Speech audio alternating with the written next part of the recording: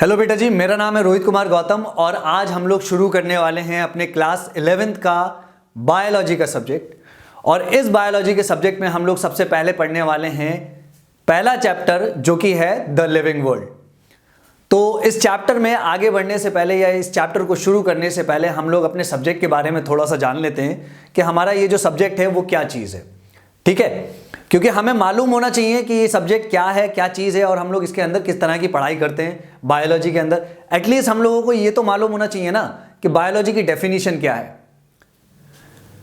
तो बेटा बायोलॉजी जो है हमारा, ये जो बायोलॉजी का सब्जेक्ट है, ठीक है ना, ये जो बायोलॉजी का सब्जेक्ट है ये दो वर्ड से मिलकर के बना हुआ है। दो वर्ड से मिलकर के बना हुआ है और ये दो वर्ड ग्रीक वर्ड्स हैं। पहला है बायोस एंड दूसरा है लोगोस। अब ये जो बायोस और लोगोस हैं, बायोस एंड लोगोस जो है, ये जो दो ग्रीक वर्ड है इनका मतलब क्या होता है? तो बेटा जी इनका मतलब जो है, बायोस का मतलब होता है लाइफ से होता है और लोगोस का मतलब होता है स्टडी से।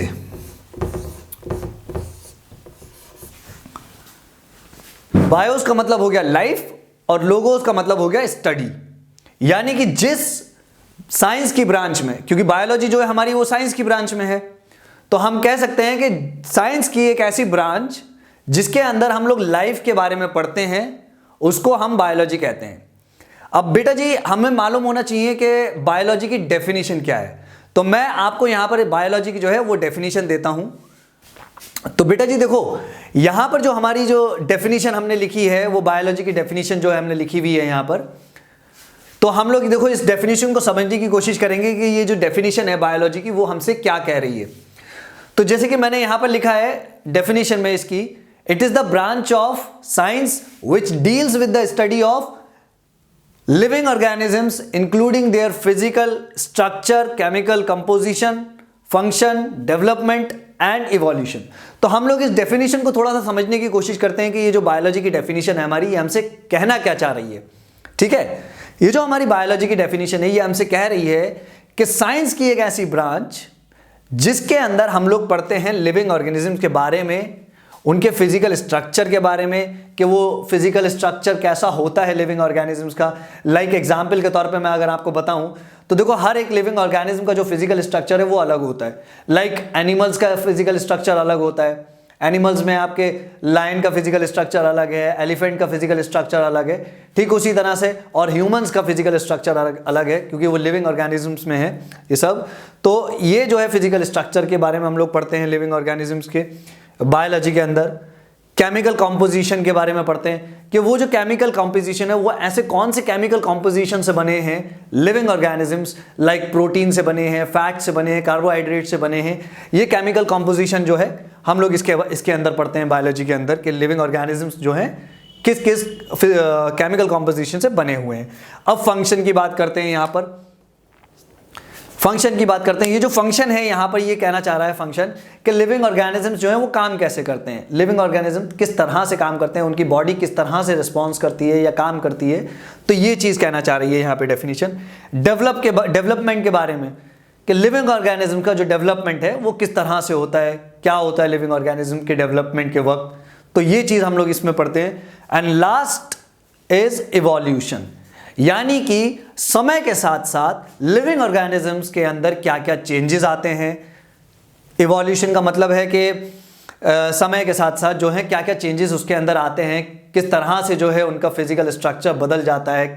तो वो सारी चीज़ें जो है हम लोग इस बायोलॉजी के सब्जेक्ट के अंदर पढ़ते हैं। तो बेटा जी देखो अभी हमने पढ़ा बायोलॉजी की डेफिनेशन के बारे में, ठीक है ना। अब हम जानेंगे कि इसके फादर कौन थे, क्योंकि ऐसा तो नहीं है ना कि बायोलॉजी जो है आसमान से उतरा हो, बायोलॉजी का जो सब्जेक्ट है आसमान से आया हो, नहीं ना। ऐसा कोई ना कोई साइंटिस्ट या ऐसा कोई ना कोई बंदा ज़रूर रहा होगा जिसने हमें ये जो बायोलॉजी का सब्जेक्ट है वो दिया है। तो हमें बायोलॉजी का जो सब्जेक्ट है वो हमें दिया है बायोलॉजी के फादर ने, और बायोलॉजी के फादर कौन थे? एरिस्टोटल। एक ग्रीक फिलोसोफर थे जो कि 4th सेंचुरी बीसी में, उन्होंने हमें जो है बायोलॉजी का सब्जेक्ट दिया।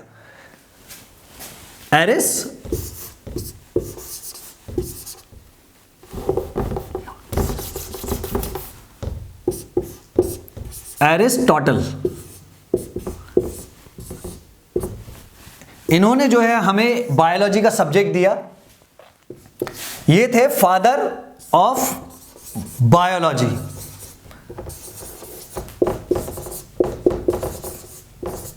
ठीक है ना, इन्होंने हमें जो है ये एक सब्जेक्ट दिया बायोलॉजी का, 4th सेंचुरी बीसी में दिया इन्होंने हमें। ठीक है,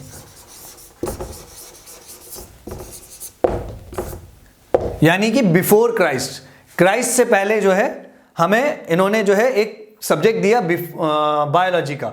ये जो हमारा बायोलॉजी का सब्जेक्ट है वो हमें दिया एरिस्टोटल ने, और उन्होंने ये सब्जेक्ट कब दिया? 4th सेंचुरी बीसी में दिया हमें ये सब्जेक्ट।